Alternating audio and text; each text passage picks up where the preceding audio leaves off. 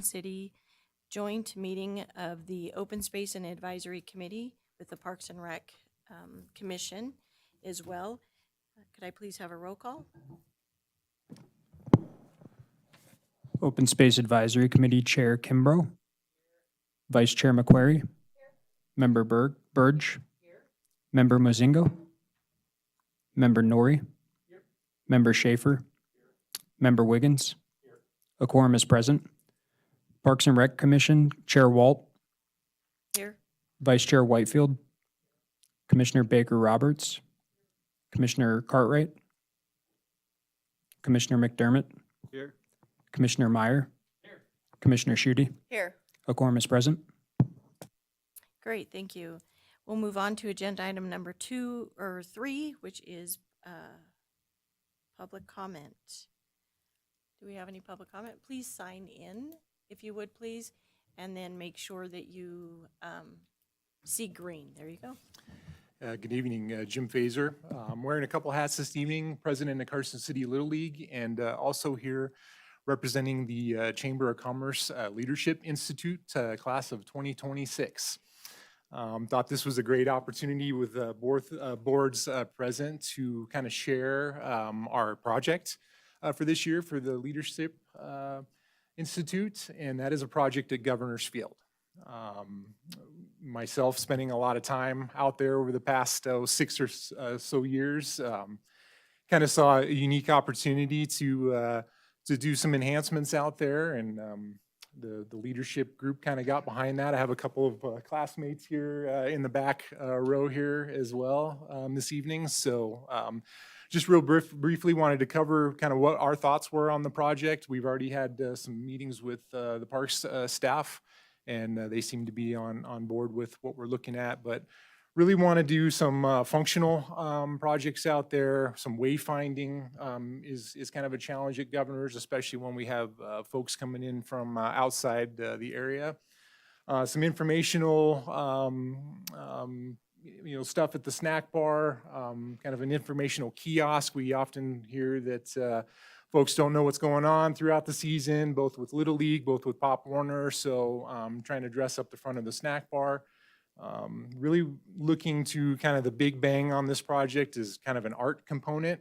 We have a lot of big blank canvases out there, field houses, dugouts. Really want to see if we can kind of dress those up a bit with some painting, maybe some artist murals of football, baseball activities. So looking to make those enhancements, and then kind of a small picnic area kind of right out in front of the snack bar. There's a memorial rock in that location, and we really want to kind of dress that area up and kind of spruce it up. So anyways, we thought we'd just come forth today and share those thoughts and kind of our plan, and that we're working with the Parks Department really closely on this, and we hope to present a pretty good project here come May. Great, thank you. Any additional public comment? All right, seeing none, we'll move on to agenda item number 4 for possible action. We'll start with the Parks and Rec Commission meeting minutes for October 7th of 2025. Can we call for a vote? Do I have a motion to approve? I move to approve the minutes from October 4th. Is that what it was? 2025. Or I'm sorry, there it is, October 7th, 2025. All right, we have a second as well. All in favor, please say aye. Aye. Any opposed? Hearing none, the motion passes unanimously. Open space. Everybody's read their minutes. Is there any changes? If there's no changes, can somebody make a motion? I move to approve the minutes of October 20th. Motion a second? Mary second? Any other discussion? Seeing none, call for the question. All in favor, say aye. Aye. Opposed? I'll abstain as I was absent. One abstention. We're done. Thank you. Great, thank you. Moving on to agenda item number 5, meeting items. We'll start with 5A, which is a presentation only by the Nevada Division of Outdoor Recreation on program activities. And this is by our very own Lindsay Boyer. You get a new job? You didn't tell us you transferred. A little bait and switch for you. Yeah. Now, for the record, Lindsay Boyer, Open Space Manager for Carson City. I'm very pleased to invite tonight Miss Kendall Scott, who is the Outdoor Education Lead for the Nevada Division of Outdoor Recreation, Endor. I invited them to come present tonight and give us some updates on their program. I know that we had a presentation from Endor. It's been several years, so I'm sure they're up to a lot of great things. So with that, I will turn it over to Kendall, and I can just do your slides.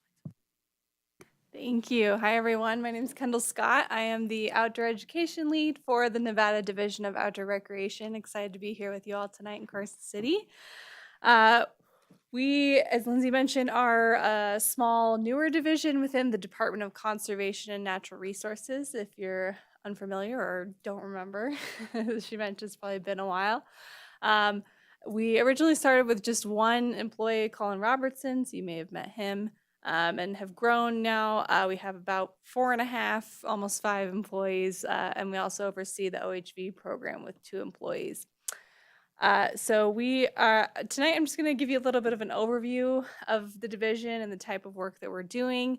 And I'm going to be highlighting a few projects that we've been working on recently to kind of show you a little bit about some of the work that we do. So we go ahead to the next slide. Sorry, I know you just got it up there.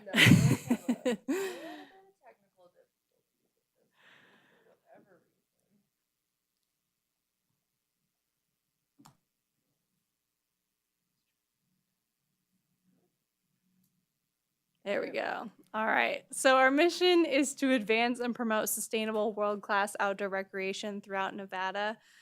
We do this through basically working at a lot of different intersections, right? So we work directly with community recreation entities like yourselves.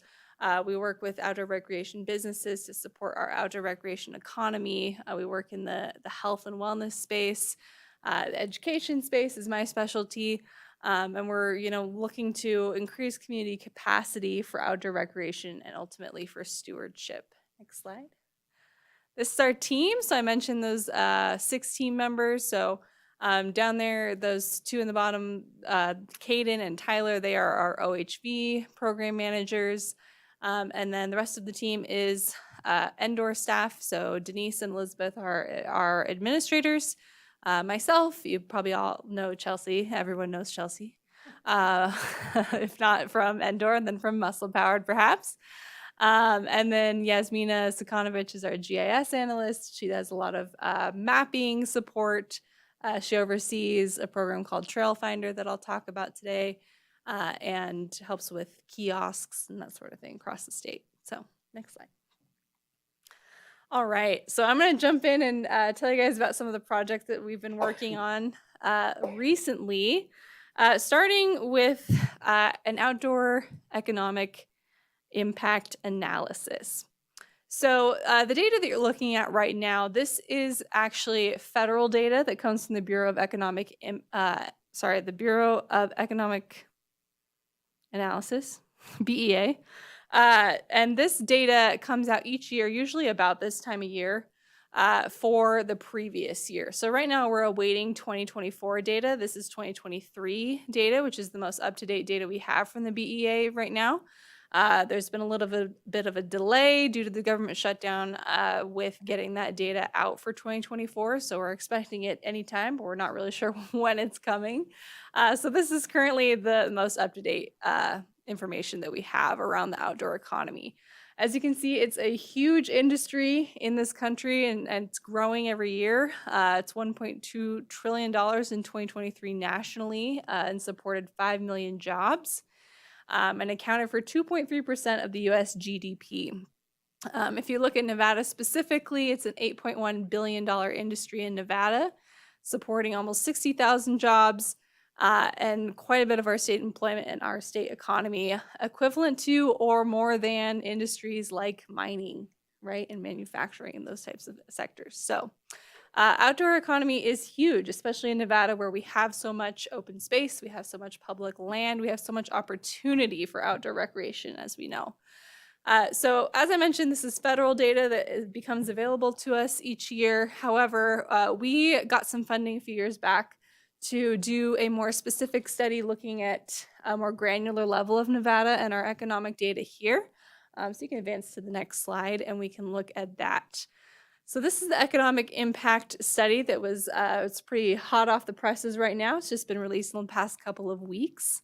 And this is also data from 2023 is what this study ended up looking at as well. And the reason that we did this more Nevada-specific study is that we knew that the BEA data has some blind spots. And it also just can't get as specific in each state, in each county, right, that type of thing, as we could with the data, with the funding that we had to do this study.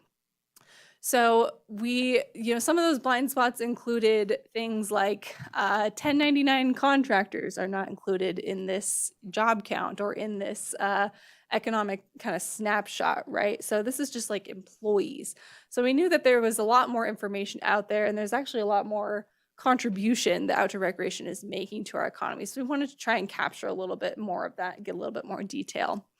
That QR code should take you to the website where you can read the report in full. It's pretty long, it's pretty detailed. So if you'd like some reading materials in the days to come, there's a lot to digest there. Just kind of, a quick overview of some of the things that you can learn from this report. We were able to, not only just look at direct market spending, which is what the BEA is typically measuring, but we were also able to look at some non-market benefits like avoided healthcare costs and that type of thing, and how outdoor recreation contributes to that part of our economy. So we found that there are several more jobs in there as well, as I mentioned. And if you saw on the last slide, we had an $8.1 billion estimate of outdoor recreation contributing to the economy from the BEA. But this study found $8.8 billion in 2023.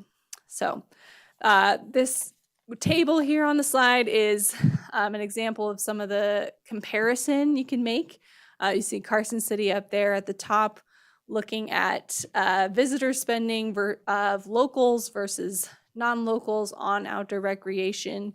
And there's a lot of cool comparisons like that. And what we want for this data to do is we want it to be a tool for counties, for cities, for communities to advocate for outdoor recreation in their communities, to make policy decisions, and to have some language around, why is this valuable? How is this directly valuable in Carson City, in Churchill County, wherever it may be, right? And, we can look at communities like Carson that have been investing in their outdoor recreation for decades and compare that to the spaces where perhaps they need to maybe be looking at some strategies to improve their outdoor recreation economy, or maybe they want to, right? So there's a lot of awesome information in there. I could go on and on about it all night, but I won't do that to you. And we can go ahead and go to the next slide and talk about some more stuff going on. Unless there's any questions so far. I can take questions now if you like. It's not a question, it's just a comment. I love the phrase non-market benefits. I mean, I think about that so often with the benefits of outdoor recreation and those things you can't measure, you know, the health benefits, the improvement to mental health, all of it. So thank you. I'm going to use that term more often. Yeah, absolutely. Yeah, we know, those of us who are outdoor recreators, we know those intangible benefits, right? But it's helpful to have some solid data around some of that, at least. We can't necessarily capture all of those intangible benefits, but we wanted to get a little bit more specific around some of them for sure. So, yeah, thank you. All right. Well, I'll move on and I'll talk a little bit about my realm, which is outdoor education. So I manage a grant program called the Nevada Outdoor Education and Recreation Grant. We fund youth programming for outdoor recreation and education across the state. We're coming up on our third year of the program, so we've just selected some really awesome projects for funding and are getting those rolling in the new year.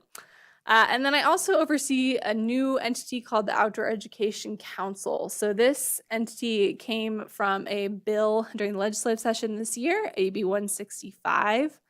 And it was created from a kind of temporary version of this Outdoor Education Council called the Advisory Working Group back from 2023. They were tasked with studying ways to better integrate outdoor recreation and education into our public school system during the legislative interim. And then this report that you see up on the screen was the result of that. That's also available on our website if you'd like to take a look. We were also able to propose a bill as part of this group based on these recommendations. And so that bill created this more permanent outdoor education council that we're working on getting up and rolling now. And there are a few tasks assigned to that council in particular. So some of those that we're really excited about is an outdoor school designation program. So this is a way for schools to distinguish themselves for how they provide outdoor education and recreation opportunities for students and teachers and communities. And that will probably look similar to some of the parameters that are outlined in the recommendations in this report. So there's focus areas around capacity building, policy, content integration, and outdoor learning infrastructure. We don't know exactly what that'll look like yet. That'll be up to the council as a whole, which doesn't quite exist as a whole yet. So, but we're excited about that. So similar to the way that schools could be designated as like a STEM school if they meet certain criteria, this will kind of operate similarly. And then we're also going to be able to recognize an Outdoor Educator of the Year, which we're really excited about amongst our teachers across the state of Nevada. We are, again, like I said, still forming this council. We're looking for a student representative and another teacher. So if y'all know anybody who might be interested, it's going to be a lot of fun. Send them my way. And that's the Outdoor Education Council. We can go to the next slide. All right. Next up is Nevada Trail Finder. I mentioned this briefly. Yasmina, our GIS analyst, oversees this website at nvtrailfinder.com. This is a really great resource for finding trails all across the state of Nevada. A lot of people use things like All Trails, right, which has a lot of like crowdsourced data, so anybody can go in there and add information about the trails. But a lot of those you have to pay to get any like good details, to download maps, that type of thing. This is a free resource, so you can download maps and use them offline. You can find out a lot of information about how difficult a trail is, about cultural significance of a trail, that type of thing. And what's also really amazing about Nevada Trail Finder is that all of the trails on this website are authorized trails. So you're sending people to a resource where they're making sure that they're going to avoid trails that might go through environmentally sensitive areas, or trails we're hoping to decommission, that type of thing. Hoping to steer people away from social trails, right, and just keep them on authorized trails. So we work directly with land managers to update this database and keep people informed. And there's also some really fun features, like you can do challenges and log several trails and earn badges for completing trail series and that sort of thing. We made these rack cards that you can see on the screen recently. We're updating those and going to be printing some more, but they've been out at some of the like chambers of commerce across the state, community centers, that type of thing. And Yasmina is working on getting some new ones out as well, because I know those are going fast. All right, we can go to the next slide. Oh, one other thing I wanted to mention about Nevada Trail Finder, sorry. Coming soon is a new feature called Trailside Services. So that means that you'll be able to look at a trail and identify some of the businesses and services nearby that you might benefit from as a trail user. So, you know, if you're out ATVing, you might be able to see the businesses where you could get tire repair done, or that sort of thing. All right. Now we're on this slide. Okay, so Nevada Starry Skies Destination Program was another program that I wanted to highlight. This was another piece of legislation that got handed to us around creating a Starry Skies Destination Program.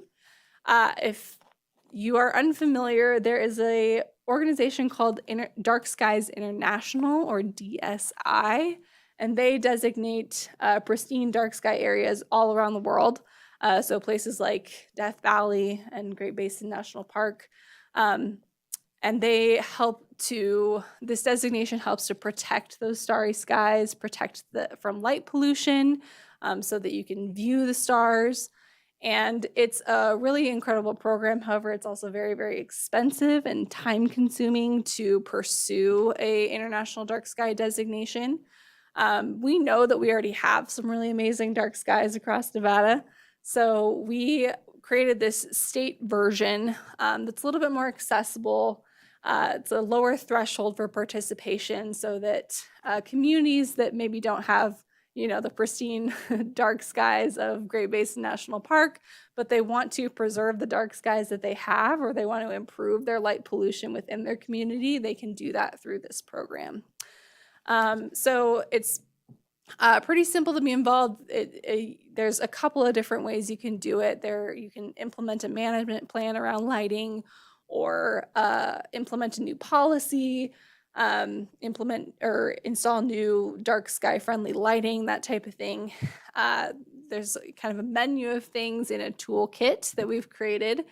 And there's also some education that you need to provide to your community about the importance of dark skies in order to be designated as a destination. There are a few different entities that are eligible to become a destination. So that includes schools, open spaces and parks, towns, cities, counties, and HOAs. Chelsea oversees this program, so you can direct questions to her. Her email's there on the screen. And we recently moved the application process for becoming a destination from an annual application window to a rolling application process, which means that you can get started whenever you like. And we have an awesome toolkit with lots of great resources around how to do this work. And we also have Chelsea, who has become a dark sky aficionado and can help with that as well. Next slide. All right, last little thing I wanted to mention in my time here, and then I'll let you move on. We are currently in the process of developing the next statewide comprehensive outdoor recreation plan.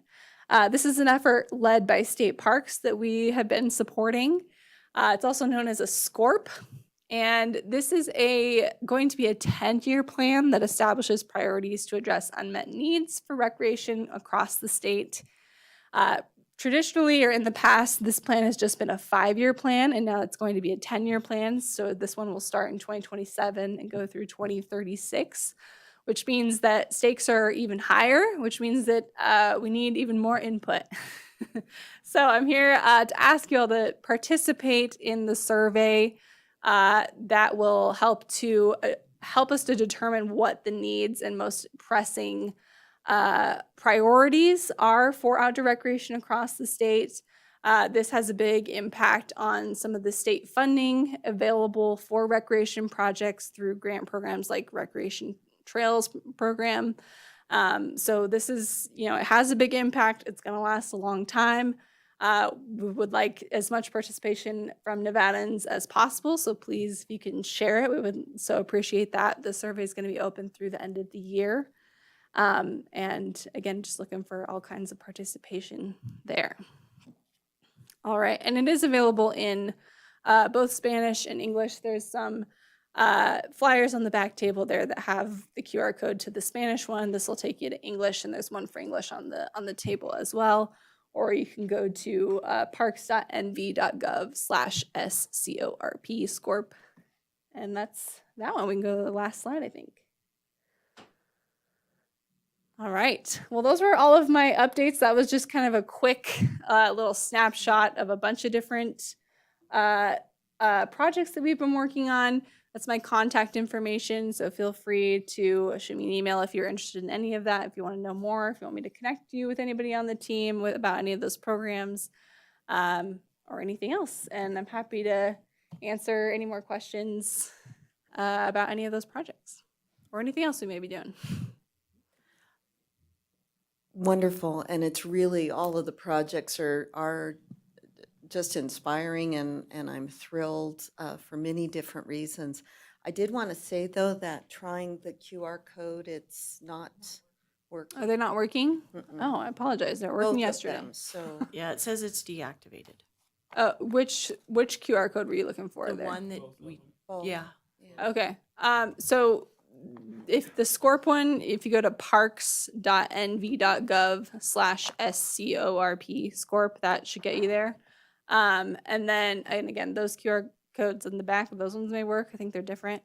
And then the economic impact analysis, I believe, was the other one. That one you can just find on our website. It's ndor.nv.gov.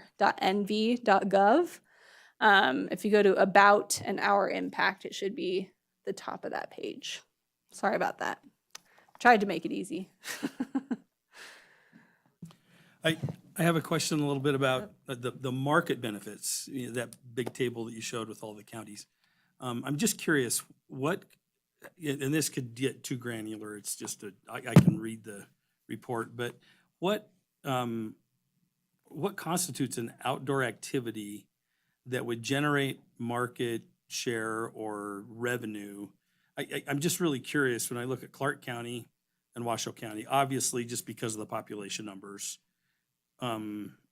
they would be high dollars, right? Hundreds of millions of dollars of market benefit. But is that because there's outdoor recreation opportunities in those counties that are so much greater than they are and they would be in Elko or in other counties? I mean, how is, like I said, it's probably a more detailed question than. Yeah, I don't know that it answer. necessarily always speaks to the amount of opportunity, right? Sometimes it speaks to the marketability, right? And the access that people have to that space, right? So Clark and Washoe. What is the dollar that's counted in that outdoor?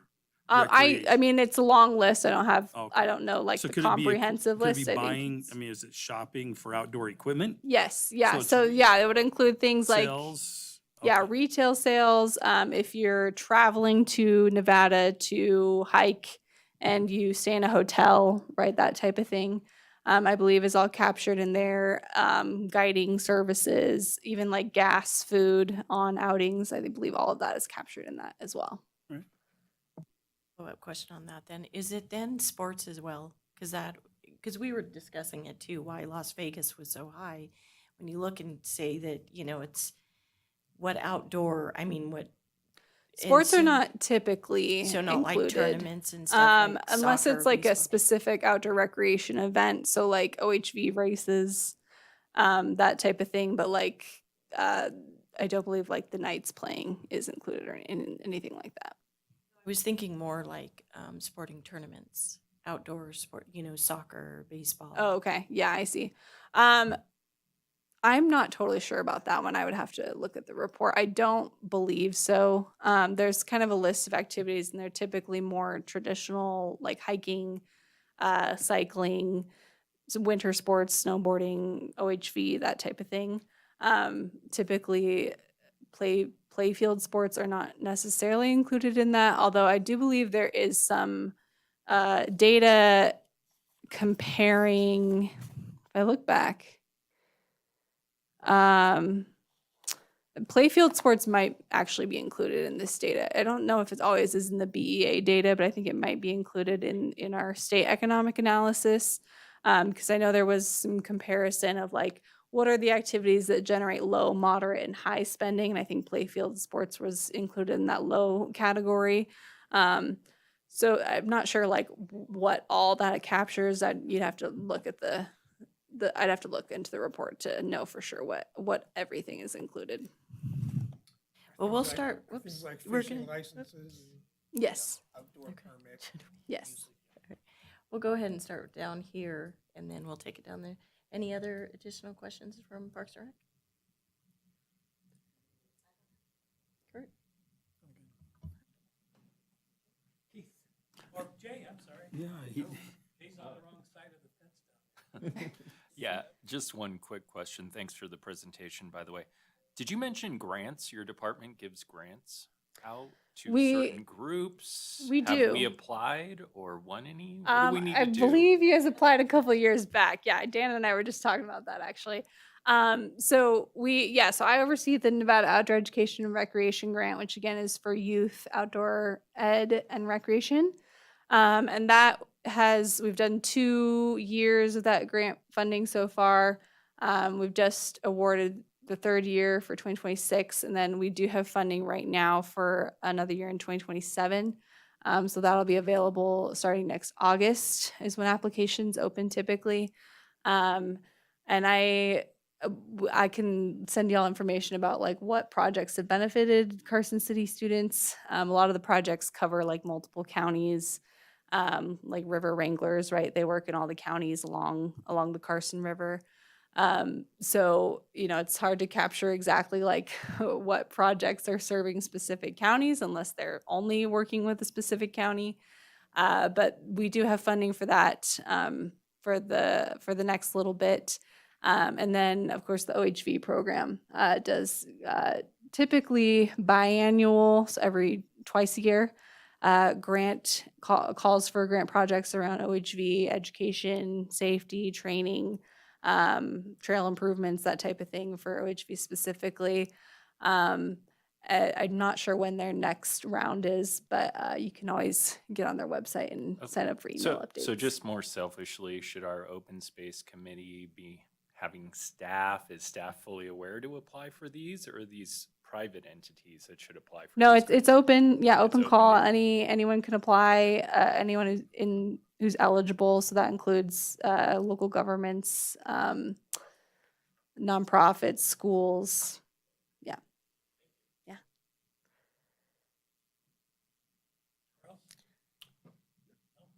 I just had a quick question. Thank you for your presentation, but your student representative, is there an age bracket? There is not an age bracket, I don't believe, but they have to be enrolled in a public school in Nevada, in a K through 12 public school. We had one for the advisory working group that was a high school student here in Carson. And so we've had high school in the past, but I think we'd be open to middle school. We'll just Okay. see what happens. And then what does it entail?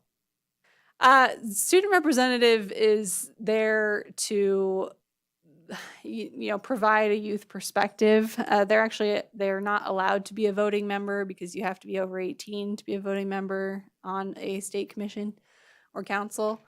But we found that having a student representative in this first group that this new council has come from was really valuable, and just he was able to do some like peer focus groups around some of the issues that we were looking at, And, we think that youth voice is really important, so they can have a voice in how schools are designated, as outdoor schools, in picking, an outdoor educator. So, that's a little bit TBD because we're not up and running yet. So I don't know exactly what it looks like quite yet. But I can speak to, a little bit of what Sean, who was our student representative before, was able to do on the advisory working group. So Okay, thank you.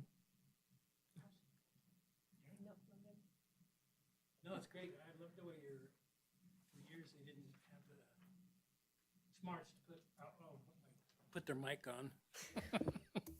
Oops. So for years, there wasn't any attention towards recreation as there is now. And so one person comes in and now you have 4 people.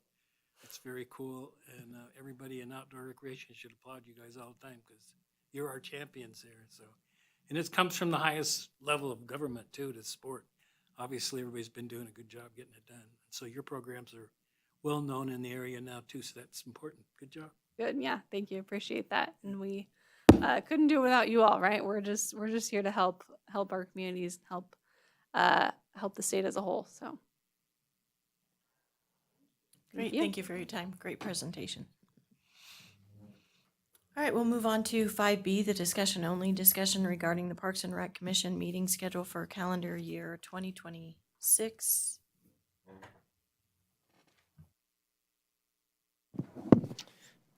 Thank you, Dan Arp, Recreation Superintendent, for the record.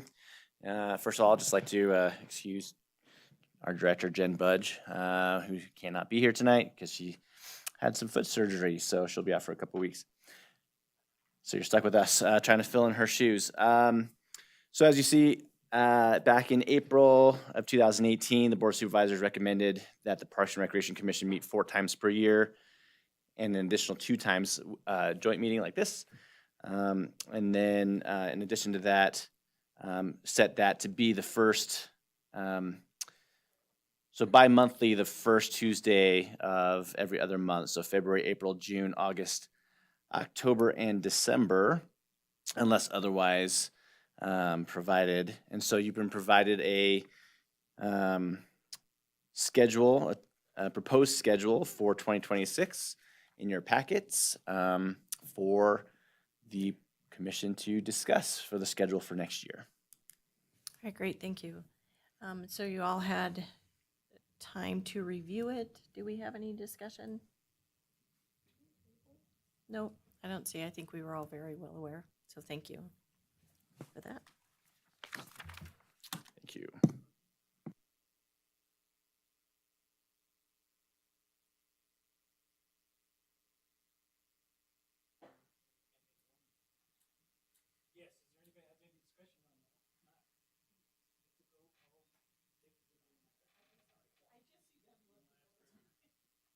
I'm used to having it on all the time. Oops. Again, I asked the question. Are we all right? We're going to put it on our calendar tonight. Yes. Nobody will miss one meeting. A few chuckles out of that. All right, well, thanks. Yeah, we're ready, and that's good that we're prepared for next year now. Okay, and I have to jump in at this point. So there's a really strange variation in the Carson City Municipal Code regarding the 2 different committees. So the parks, the power to change meetings is given to the chair of the Parks Commission, and in conjunction with the director of Parks, Recreation, and Open Space. For the Open Space Committee, the Open Space Committee is commended to meet once every month unless the committee itself determines otherwise. So, Open Space, you have to vote to accept your calendar. Here's an action item. Not mine. Okay, thanks, Todd, for clarity here. So, we already had some agreement to the date, so somebody make a motion that those be the dates for 2026?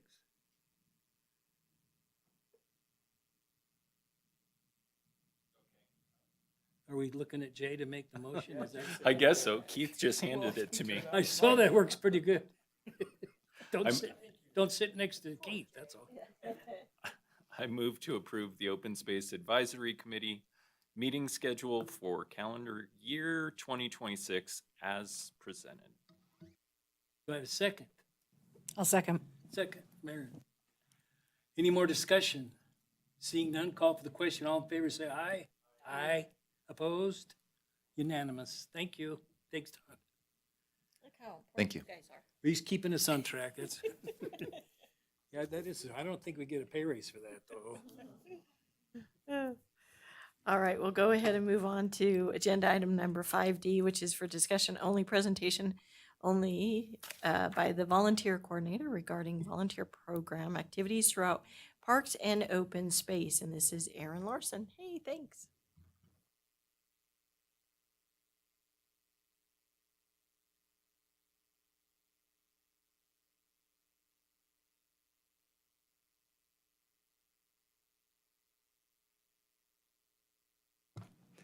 Hello. For the record, my name is Erin Larson, and I'm the volunteer coordinator for Carson City Parks, Recreation, and Open Space. And I am excited to be here today to present to you the volunteer program report for 2024 and 2025. Both years were extremely busy and successful, so I am super happy to be here to show you photos and talk to you a little bit about what happened. So first up, I'd like to briefly talk about the volunteer coordinator position as a little refresher. So from 2018 to 2022, the position of volunteer coordinator was not a permanent full-time position. It was held by 3 different AmeriCorps Vistas, including my predecessor, Chelsea Kinchlow. She was the first AmeriCorps member who then came back as the first full-time volunteer coordinator in 2023. I started this position in January of 2024. So I'm finishing up my 2nd year here, and I feel very lucky to be a part of this wonderful team, and to this year be presenting projects that happened under my reign here. A couple of mission statements I have here, which I think are important to have fresh in our minds as we go through the past and future volunteer opportunities today, as a way of reminding ourselves the importance of this department and the volunteer program. So the Carson City Parks, Recreation, and Open Space Department's mission is to provide exceptional parks, open spaces, and diverse recreational opportunities to enhance the quality of life in Carson City while preserving our natural resources for future generations.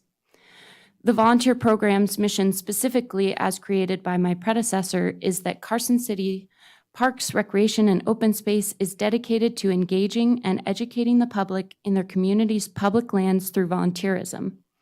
Through these practices, members of Carson City will become better stewards of their environment while educating and encouraging those around them to care for their local public lands.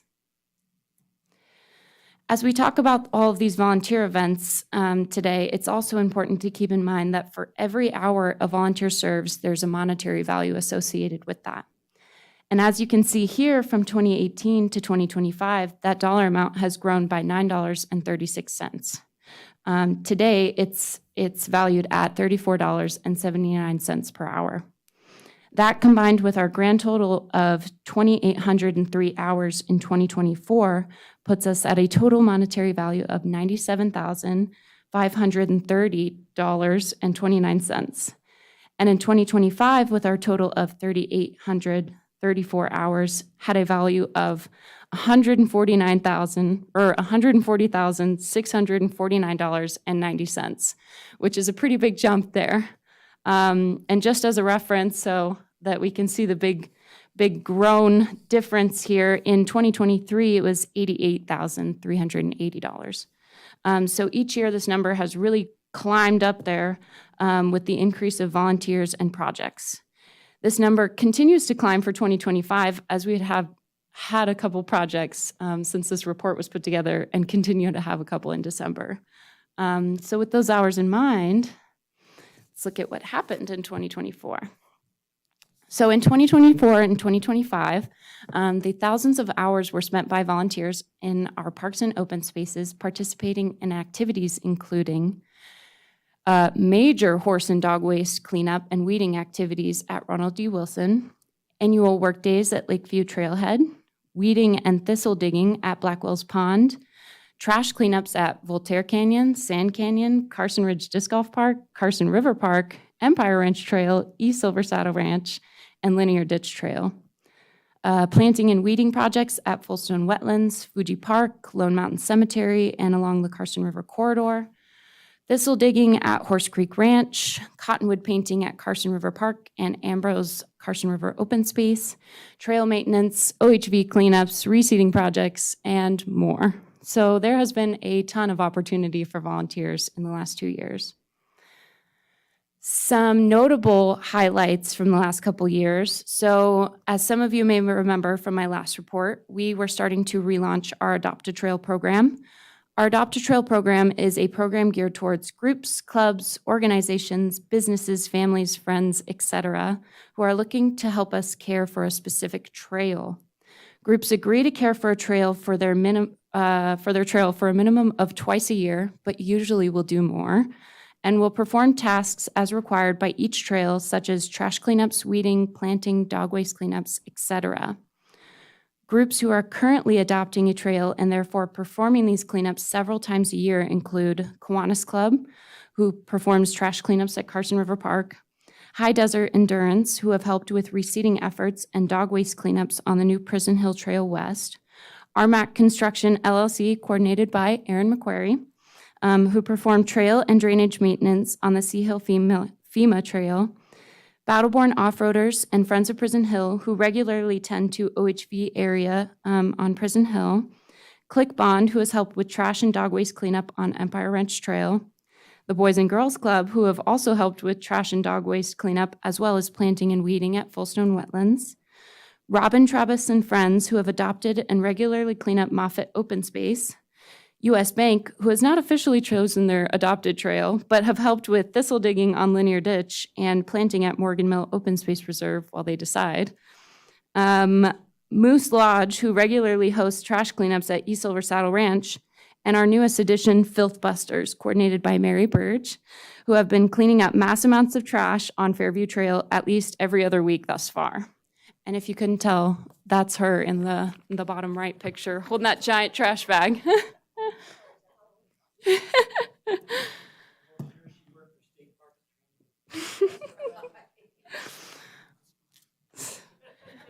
Other notable projects that have occurred the last couple of years have been coordinated with River Wranglers. River Wranglers is a local nonprofit here in Carson City that focuses on projects that decrease impacts of pollution on the river. They work with K-12 students to learn about the Carson River watershed and specifically host field trips where students, teachers, and volunteers can roll up their sleeves and work together to conserve and understand our watershed. Frequently throughout the year, River Wranglers will coordinate with our department to help host an educational activity and/or workstation with students that they bring from local schools. In the last 2 years, those activities have included cottonwood painting at Carson River Park and at Ambrose Carson River Open Space to help protect cottonwood galleries from the beavers, as well as they've assisted with planting native pollinator plants at Empire Ranch Trailhead and at Fuji Park. Outside of these volunteer activities, we also like to help them with hosting nature walks for their annual Snapshot Day and a very fun trout tour that we give several times a year during their trout releases. Another notable event/location that we like to focus on is Voltaire Canyon. A couple times a year minimum, we try to host a mass trash cleanup on this Carson City property, and these events will often bring out many individual volunteers, local geocachers, and muscle-powered volunteers. At each of these events, volunteers will clean up, on average, 6 to 10 large trash bags worth of trash, as well as several larger discarded items like furniture, tires, pallets, etc. It often takes 2 or more trucks to get rid of it. Move with the Mayor and National Public Lands Day are 2 annual events that usually bring out more than a decent amount of volunteers. The last 2 years in a row, I have had amazing help in organizing the Sand Canyon cleanup on National Public Lands Day by Katie Maldine, who is an incredible regular volunteer who helps rally all the local geocachers to come out, fill up a truck bed or 2 with large bags of trash, in addition to the individual volunteers and muscle-powered members who often join. And she almost always brings donuts. Move with the Mayor is another well-known annual event where individual volunteers, families, groups, clubs, businesses, everyone comes together to clean up weeds in Lone Mountain Cemetery. Last year, we had a total of 90 volunteers, and this year we had 110. Groups like Home Depot, Kiwanis Club, Rotary Club, NJROTC, Moose Lodge, and more come out to help with this meaningful project. And this year, we did almost the entirety of the west side of the cemetery, which is an incredible feat. We always appreciate the mayor's support of this annual project and of our historic cemetery, and it's one of my personal favorite events. The Carson Ridge Disc Golf Park was largely put together and is continuously maintained by staff and volunteers several times a year. This year, I put together several meetings in the beginning of the year to discuss with staff and 4 regular disc golf volunteers, Paul Cardinal, Dennis Peterson, Greg Swift, and Garrett Bowden, who not only helped me to organize several volunteer events throughout the year, but also contribute a lot of time to the course individually. In the last 2 years, volunteers have helped with weeding, trash cleanups, spreading mulch in the practice area and on some of the course's trails, moving around decorative landscaping materials like rocks, sealing and resealing benches, and much more. Another group who I would just like to briefly mention for this disc golf park is the local geocaching group, which I've brought up a couple times already, but they like to host a mass trash cleanup out there at least once per year, and individually attend these events as well. An event that's a bit newer to our department is Volunteer Appreciation. Last year was the department's first ever Volunteer Appreciation event put together to celebrate all of the wonderful volunteers we work with throughout the year. It was hosted at Silver Saddle Ranch with food, music, partner organizations who hosted activities at their tables, park ranger-led historical walks and awards. This year, we had another great turnout in the community center theater lobby, a last-minute switch-up due to weather, where we again had food and awards and partner tables like Muscle Powered, CWSD, Friends of Silver Saddle Ranch, River Anglers, and the Foundation for Carson City Parks and Rec, some of which had fun activities at their table. And we also did a fun round of park ranger-led trivia. These events have both been extremely fun and successful, and I think it's a great way to celebrate all of our wonderful volunteers and to have them socialize. Another program we had discussed relaunching in the last volunteer program was our Park Ambassador program. Our Park Ambassador program encourages individuals who want to spend more time out on their trail or who typically already do spend a ton of time out on the trails. These park ambassadors help to pick up trash, dog waste, they pull weeds, they report maintenance, they educate the public, and overall there are eyes and ears out on the trail. Park ambassadors typically spend about once per week or more out on their designated trail performing these tasks and then reporting back to us.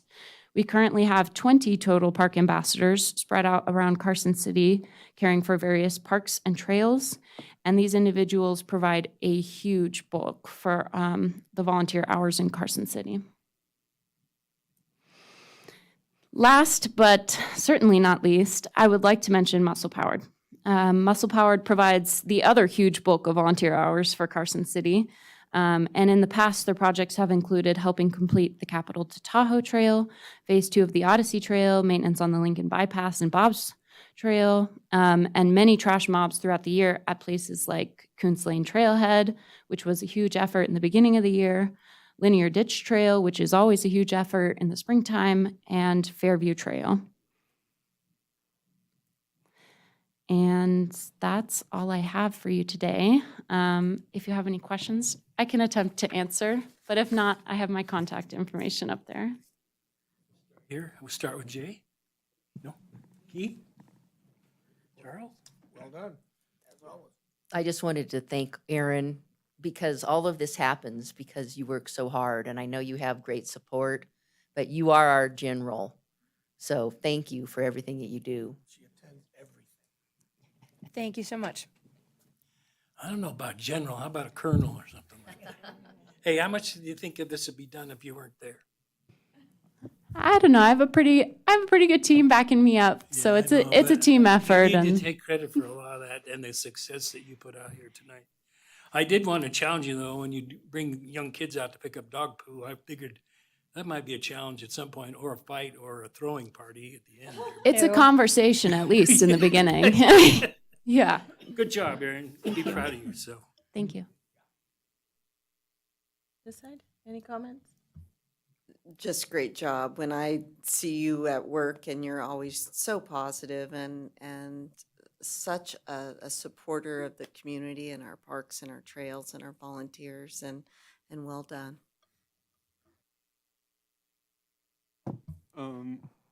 When you mentioned earlier the $34.79 per volunteer hour, if we're working on events or anything on our own, should we be like keeping track of our hours for you? Yes, absolutely. That is a great question. A lot of our volunteers like to fly under the radar. So of course, there's a bunch of people who maybe I didn't mention today. But yes, if people are out there doing volunteer work on their own, I always ask to talk to me first so that we can see what you're doing. But we do have a volunteer hours reporting form on our website. If you go to volunteer, it's carson.org/volunteer CCPros. There's a little box that says volunteer hours, and it has a really easy form that just has your name, how many hours you put in, and what you did out there. Thank you. No, thank you for your presentation. It was great. The numbers were wonderful. I think it shows a lot of us in the community, the need for volunteerism. And, because governments, nonprofits, nobody could do it without volunteers. And so I think that is so important to recognize. And I appreciate the presentation that you brought forward to recognize them as well. And the dollar amount is, if anybody knows that as well, it's going to help every grant she writes. And so that dollar amount is so unbelievably helpful for all of her grants that she wants to get on that end as well. So very good. And the growth, I think, is great. And that is something that you should be extremely proud of. Yeah, thanks. All right, we'll go ahead and move on to agenda item number 5E, which is for possible action. This is discussion and possible action regarding a recommendation to the Board of Supervisors for an official name for the art building. And this is, oh, hey, hi. Hi again. I'm wearing multiple hats today. So thank you, Commission and Committee. My name is Dan Art, for the record, Recreation Superintendent, filling in for Anna Freeman, our Arts and Culture Supervisor, who is out of town. So if you're not familiar with what we unofficially call the art building, it's just this little building on the south parking lot here next to the aquatic facility. It used to be the house for our kindergarten program and the before and after school program, and then we discontinued that program several years ago.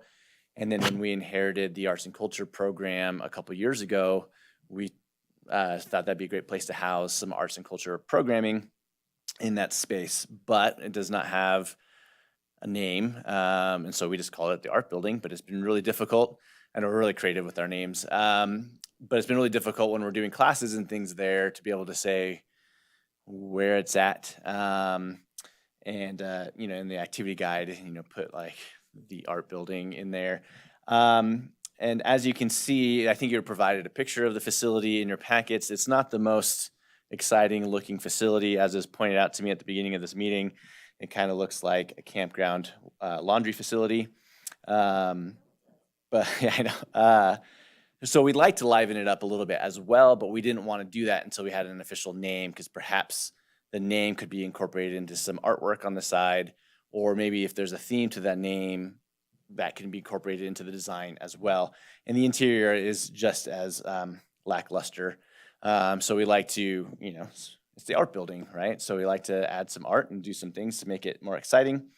And you also were provided in your packet our naming policy for the Parks and Rec Department when we name a facility. And this is the same process we go through when we name an open space property or any other facility or property, which usually includes seeking suggestions from various commissions and also doing public surveys for votes on that. So initially, Anna took this to the Cultural Commission to get suggestions. The suggestions that were provided there were turned into the survey that we send out to the public. And then we also, as staff, provided some names as well. And that was what was put into the survey that we sent out. And as you can see, it wasn't an overwhelming response on the survey. We did try. It was sent out through social media, through our email blast, which has about 21,000 email accounts on there. So definitely did get out. The same process we would do for any other survey that we do, but it just doesn't have quite the same pull as perhaps like the dog policy or other things that got over 1,000 respondents. So I think it's safe to say that the community doesn't overall have a huge opinion about what we name the building, but it needs an official name nonetheless. So those names are provided for your consideration to take into account, but also I think any other suggestions are welcome from this group here today, in hopes that if there's an agreement that we can give that recommendation to the Board of Supervisors and move forward with an official name for that building. And I will turn the time over to you for any questions or discussion. All right, great, thank you.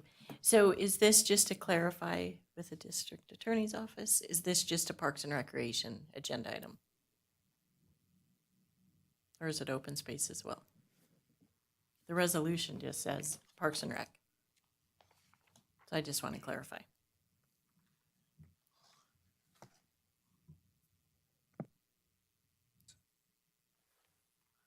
Let me look at it real quick.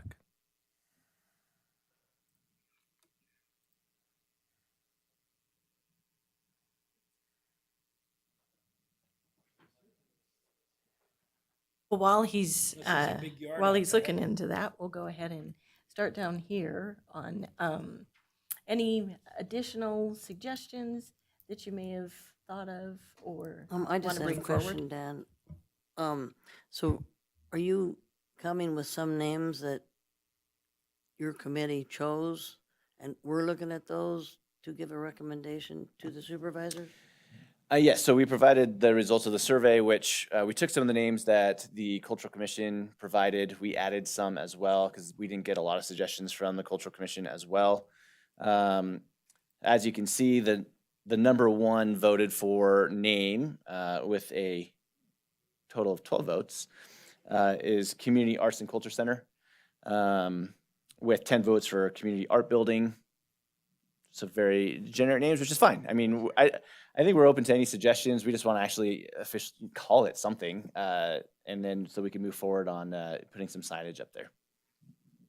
So to answer there were 81 votes that were received, and many of them were just one vote. So the most that tallied were 12 votes for the Community Arts and Culture Center.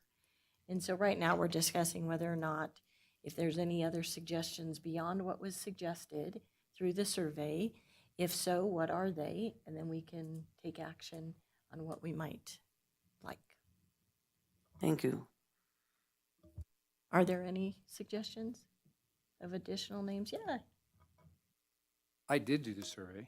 Oh, and what did you choose? I came up with, well, that building, actually it was a maintenance shop for a while, and then it was the kids club. The kids club was a pre-K building for a long, long time. And my thought process was the art club. So something simple, straight to the point, easy to paint on the side of the thing because I did read the whole thing. And there you go. But that was one of the 80 ones that probably got one vote.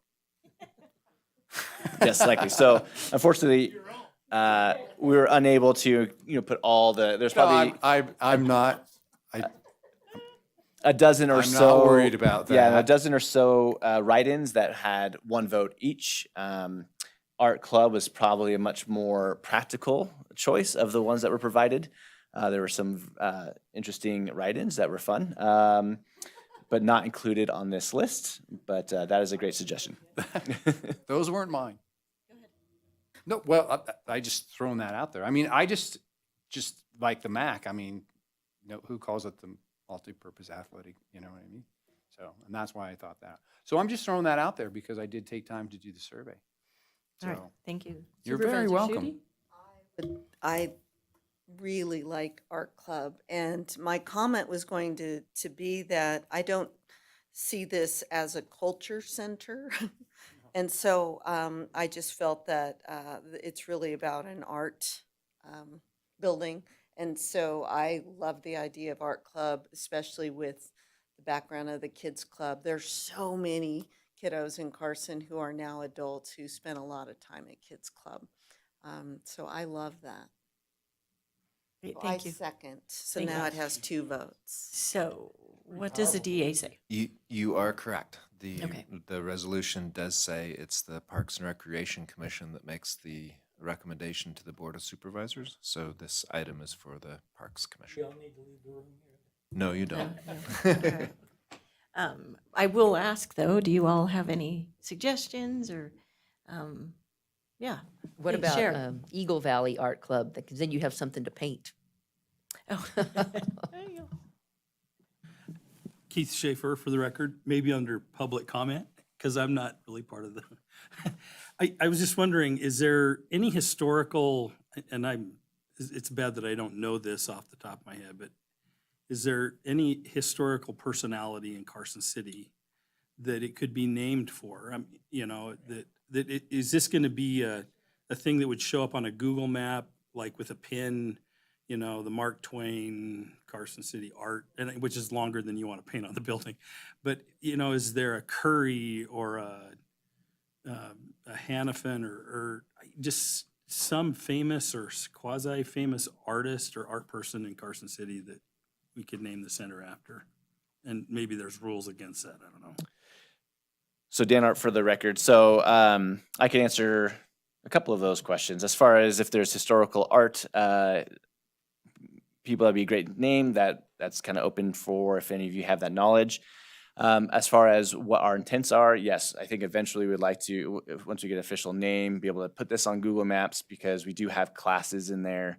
And it would help, I think, people find that location because I think when we tell people where it is, they sometimes show up here at the community center or at the pool looking for where it is. So I think the goal would be to be able to add something to Google Maps or other maps. It's 801. Yep, 801 North Roop Street. Yep. So it does have an address, so it will allow us to add it to online maps. And then as far as the naming after an individual, it is addressed in the naming policy that is permitted, but you have to kind of submit. If you want to name it after a person, it has to be kind of a proposal as to why, what merit, what qualifications that individual have. And so if that is what is decided here today to name it after an individual, then we probably would just to follow that policy need to have some sort of a proposal written up that we can present to the Board of Supervisors as to why we feel that this building should be named after a person. And that doesn't necessarily have the same qualifications if you name it after any other name that's not named after an individual. Well, I think Dave, just like he totally just, I think, is going to floor us all. So he took the art club and now it is what? It is, The, like, it is the TAC, Jack, the art club. the art club, taking a page out of Ohio State, being the Ohio State University. This would be the Now you have the art Mac club. and the TAC. The art club. So you could have a TAC. Okay, however. Can we though- argue with each other up here? Yeah, no, okay, so It if. doesn't say art in it. Yeah, so no, we'll, so do we have a motion? Oh, really? I for- thought we were just spitballing. Oh, no, I think Well, we're you ready. gypped two of us here. Oh, so sorry, go. I have a couple comments about this. There's pros and cons to both naming something after a person and making it more generic when someone's doing a search, as far as like trying to find something on a map. My husband and I were the host family for the Rotary International Youth Exchange student last year, and I signed Hina up for the Teen Fusion program that was in this building. I was a lifeguard in both pools. There used to be a pool out here when I was a kid that's now a parking lot. That was a maintenance building. It took me 45 minutes to find this little building where this class was. I was in all those buildings over there. Is that where your office is? The district attorney's office? I don't know where I was, but we were walking around and around and driving around and around. So whatever it's named, I think it's a really good idea. I applaud you for putting a sign on the outside of the building because it is a very nondescript. Like you said, it looks like a laundry facility. Also on the inside, I was actually very excited to attend the week that the graphic artists were speaking and teaching the kids about the mural program and how to blow something up to the size of a building. But that's my opinion, is it would be better for it to be a generic name than to be named after a person, because when you're looking for something on a map, you're not going to know, oh, it's Mark Twain Art Building or whoever. But anyway, those are my thoughts.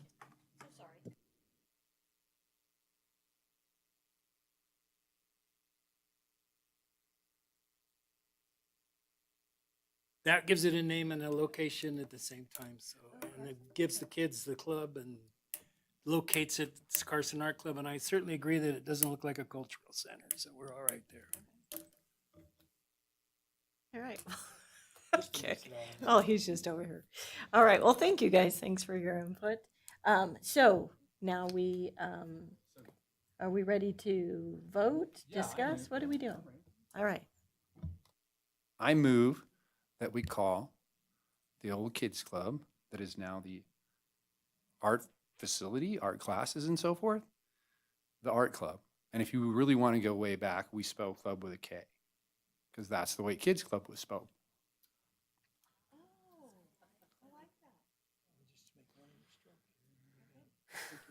All right. Was so that a we- good motion? I don't know. Okay, so can you maybe formalize it to say I move? Thanks. I move that we call this building the art club with a K. I second. All right, we have a motion and a second. All in favor, say aye.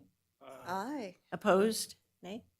Hearing none, it is now called the Art Club with a K.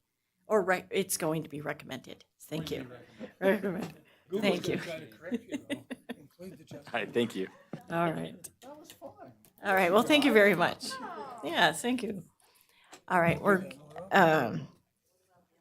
moving on to agenda item number 5F for possible action. This is the discussion and possible action regarding a recommendation to the Board of Supervisors concerning proposed updates to the Parks, Recreation, and Open Space Department fees and charges policy. And Dan. Thank you. Once again, Dan Arp, Recreation Superintendent, for the record. So we, as you can see, there's a history of our art. Sorry, I'm still stuck on art. On our fees policy that started in 2020.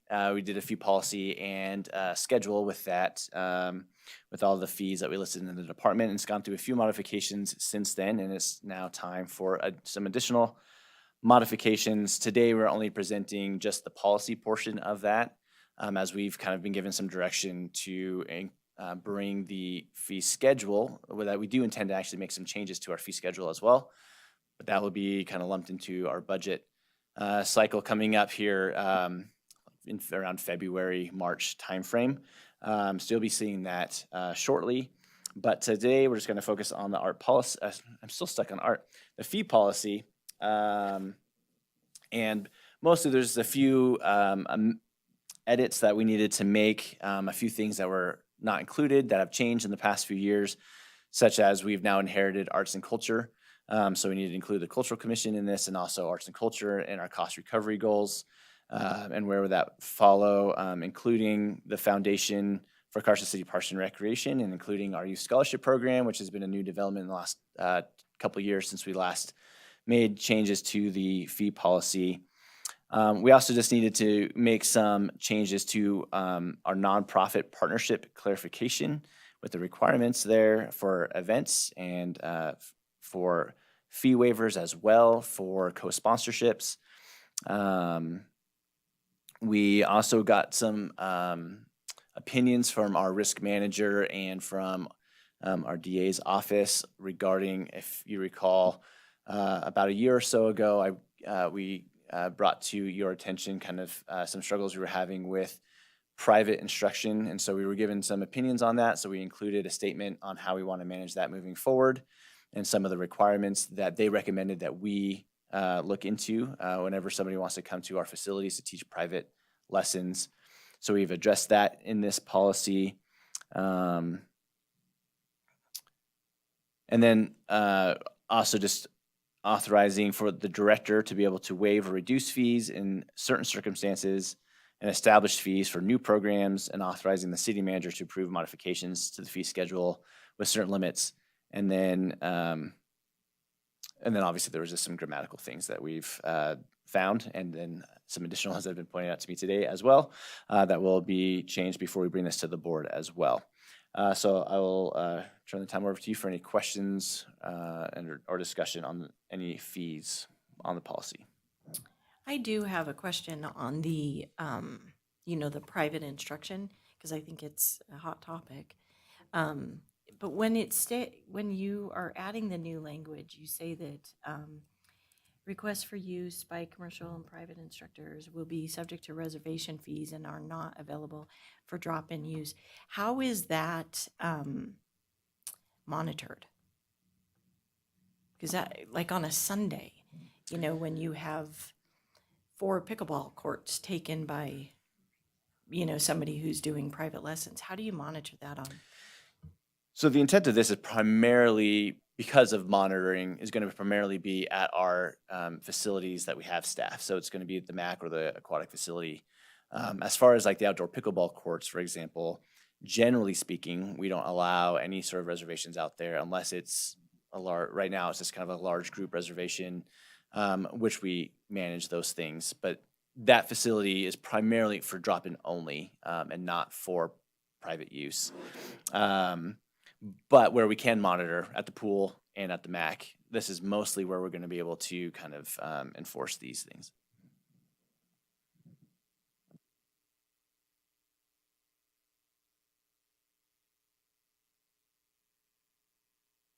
Very bottom of page 4. All right, so go ahead, Dan. Yeah, I noticed several places where the city manager part was changed to the director. Was that done with the knowledge and approval of the city manager? Dana, for the record, yes. The city manager is aware, as is the board of supervisors, as we were given some direction where the board didn't want us to have to, because the way it was previously written, any little change we had made, especially in our fee schedule, we had to go to the board to kind of make some minor changes.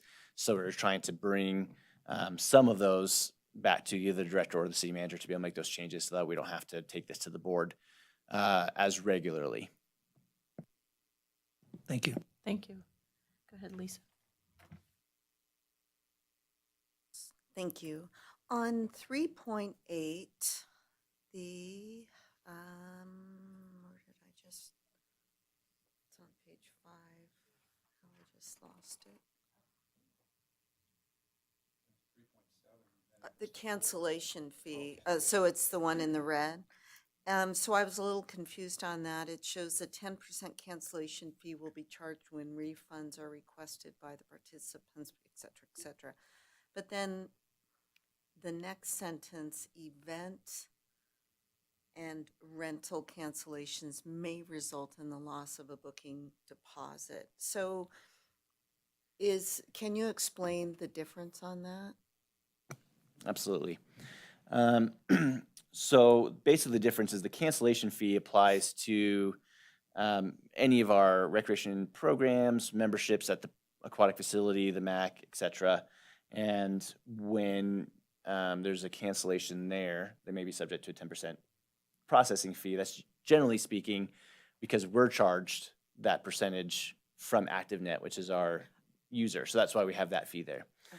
As far as rentals for our larger events,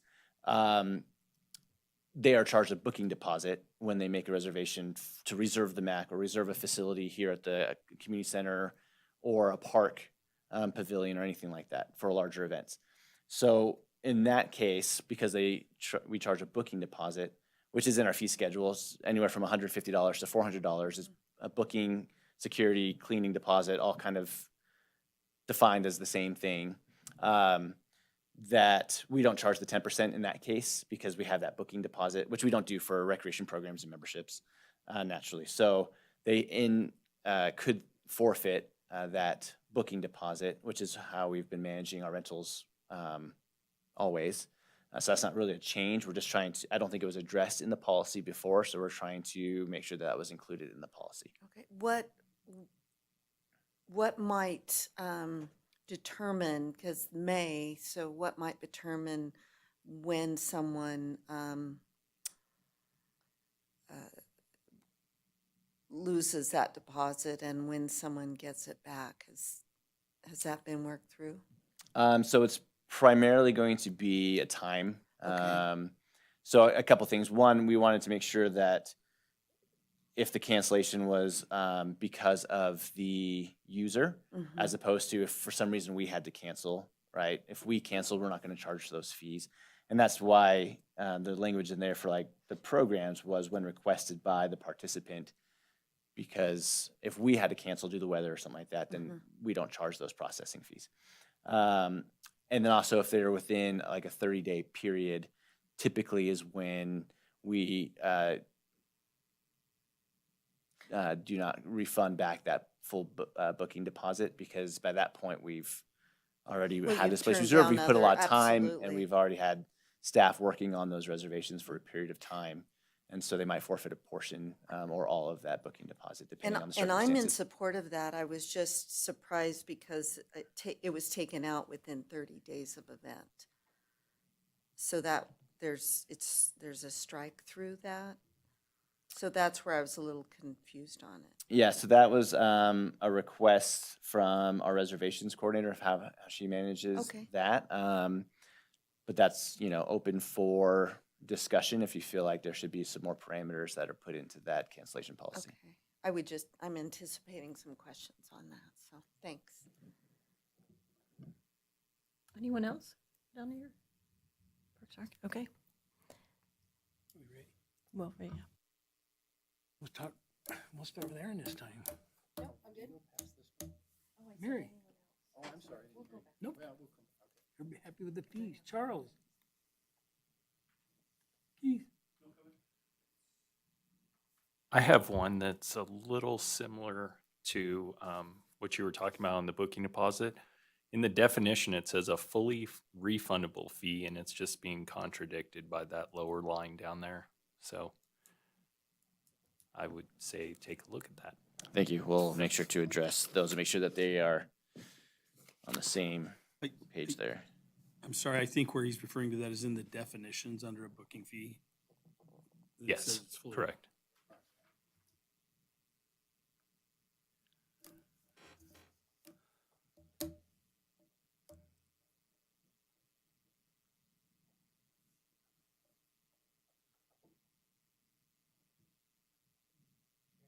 I'm waiting for him. But don't be apologizing. That was a lot of information you got there.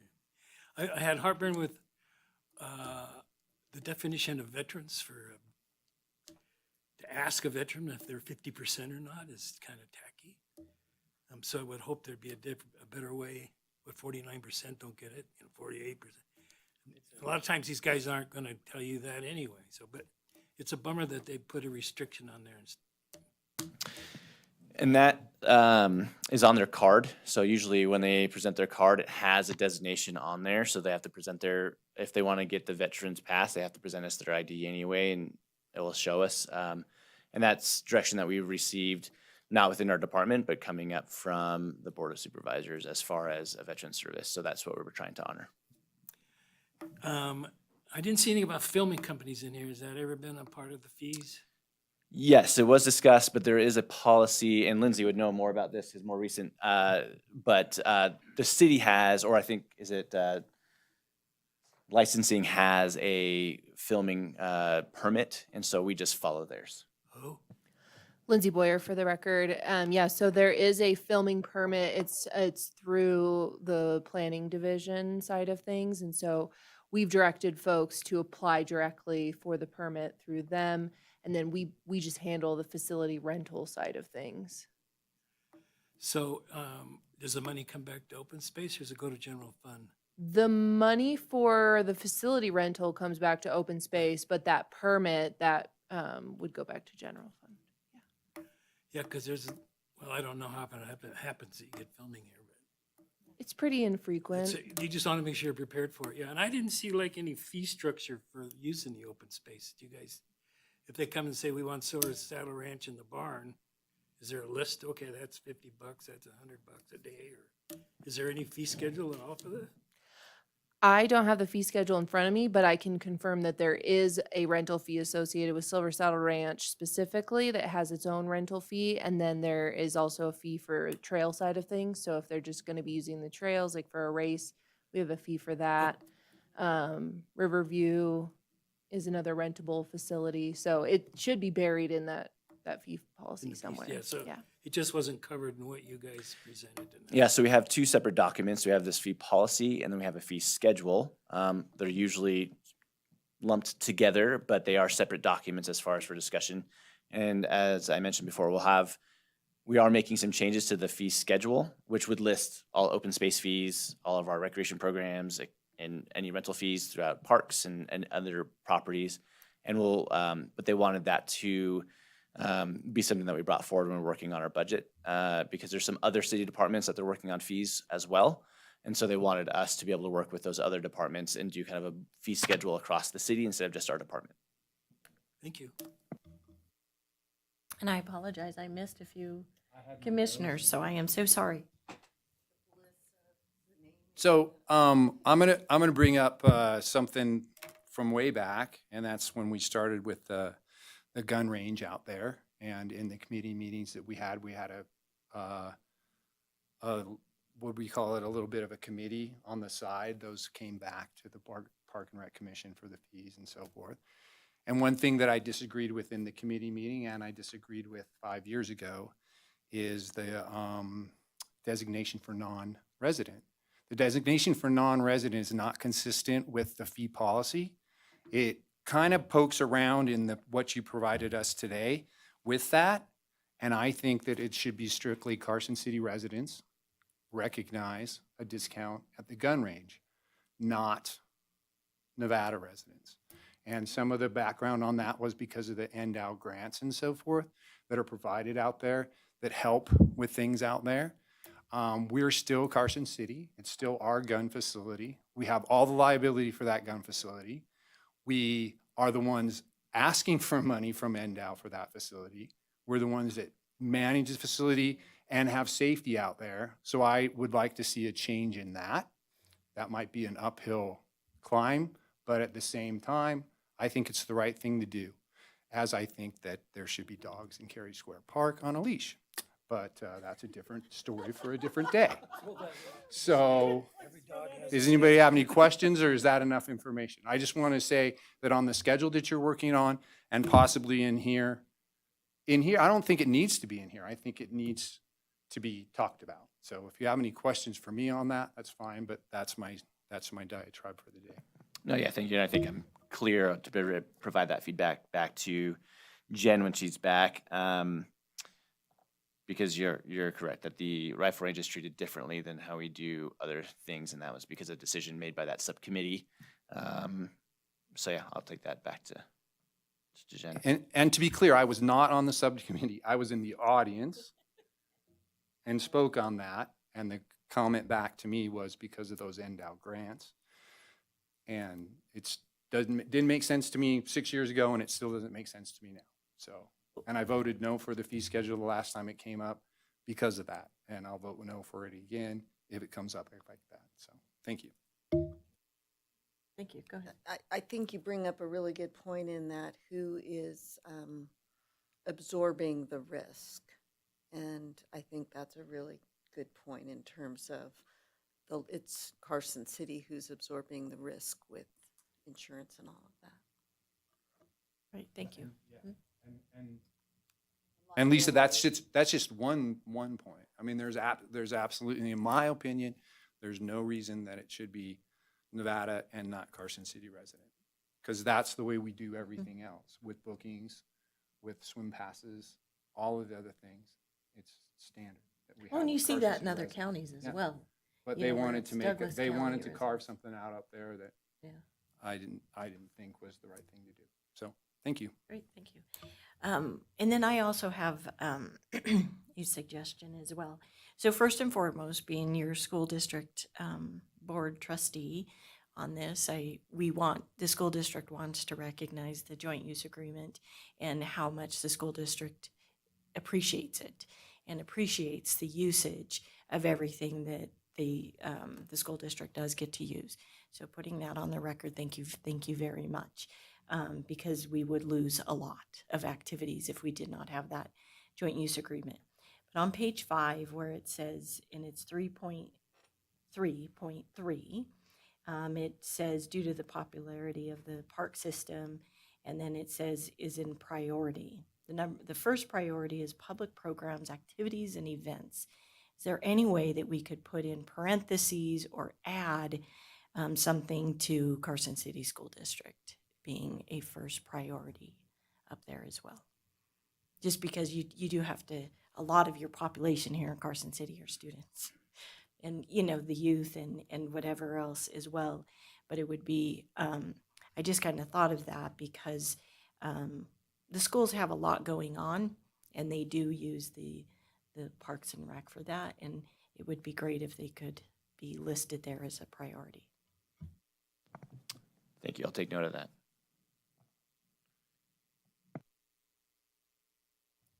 Okay, thank you. Do we have any other comments, edits? Okay, so this is for possible action.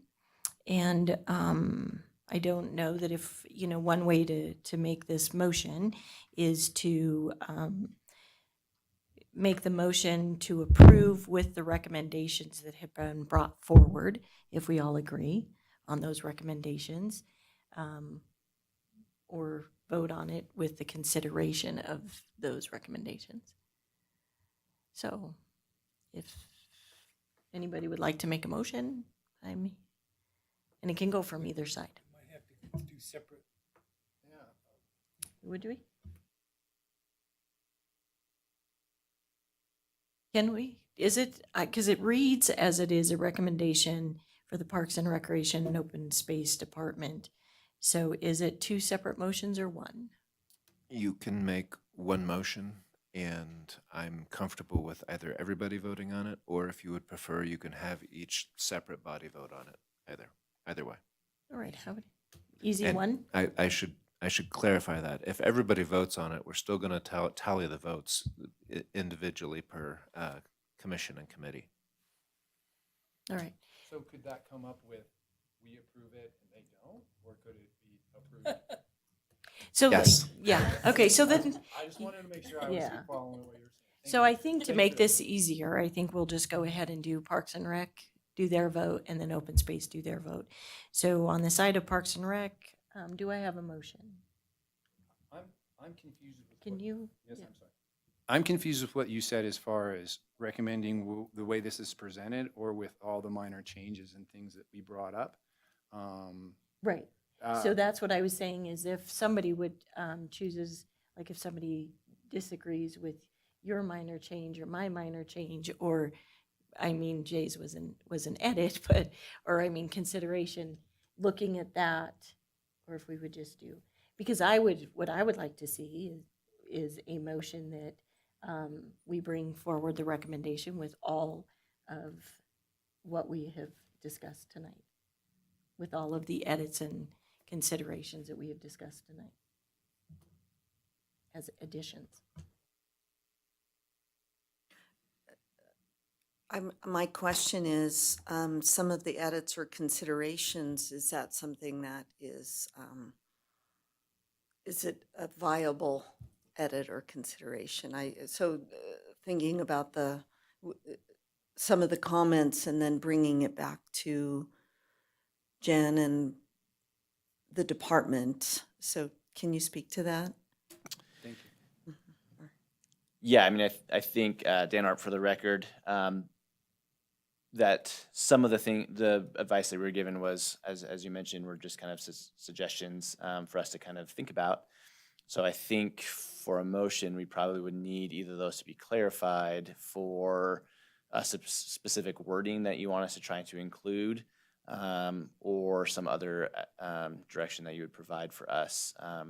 Because as is, some of those things, and I mean, ultimately, this is going to be brought back to the board for review. So like, for example, if we were to decide to make edits here to incorporate the suggestion for non-resident fees for the rifle range, for example, that was a fee that was created by a subcommittee, but ultimately the board's gonna have to decide on that. And they might decide to keep it as is because of the way it was determined, right? So I think that would be ultimately the board's decision. But I think on that particular topic or other ones on here, I think if you would want us to make that language in here for the recommendation, then we probably need to have a little bit clearer direction on that. And that's where I was thinking as well. So how many did we have? Should we go? I think we have rehash those? 3. 3? Mm-hmm. Yeah. Yes, that's exactly what, I think you should make the revisions of what, between you and Jen sitting down and figuring Yeah. them. And then bring it back. Then bring it back. We can't vote on How time sensitive speculation. it was. Because I don't, and with this being, like as you said too, I mean, you're saying I'm going to refer back to Jen, refer back to Jen. So I do think with what we've proposed, then is it time sensitive? My next question. I think we're okay on time because I think the goal is to have this all kind of resolved throughout the next fee process that our next meeting would be, February, which is when we're going into budgets anyway. So I think all in all, when this gets approved, I think it's fine if that gets lumped into the same timing as we're doing the budget for the city, because we're not even going to address the fees schedule until that time anyway. So this is all going to probably get brought up at that time. So I think we've got a couple months potentially. Did you need clarification on the recommendations? I think I'm okay. Because I know we have booking policy. I think I'm clear on that one. I know exactly what you're looking for on the rifle range and resident fees. What other ones are on here?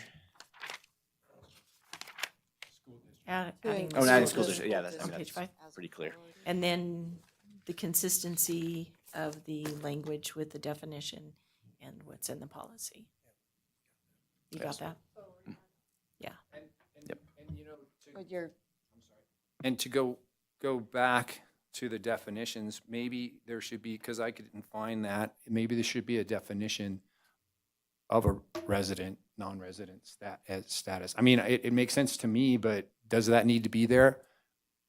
That might be a question for Jen to have that, because that'll come up in the policy if we put it in there, and to have that definition in the key, in the boilerplate might work out. Thank you. I'll add that on here. Add definition for resident or non-resident. Because there's a lot of people in Indian Hills that think they live in Carson City.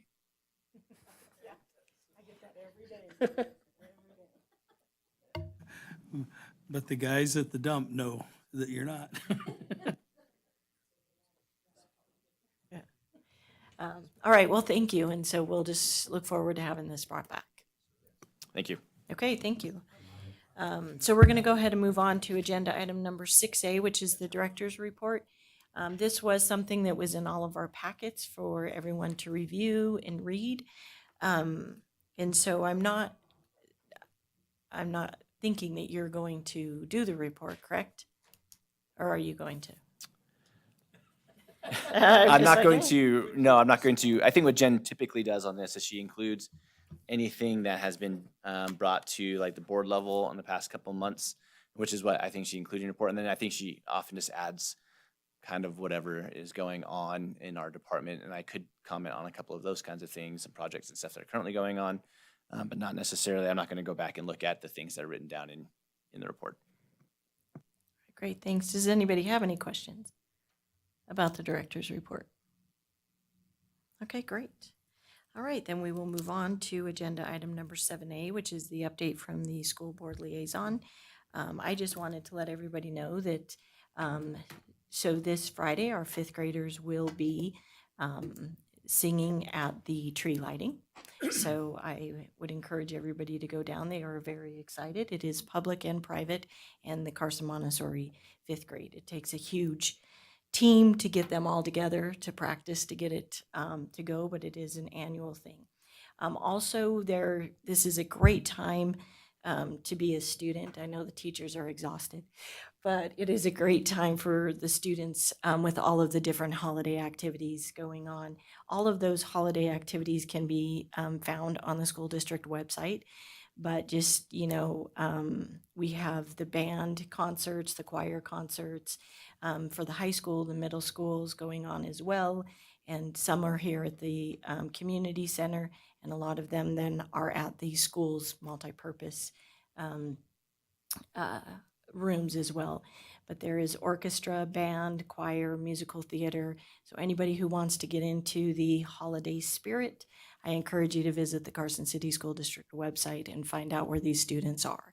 They've worked extremely hard for these concerts.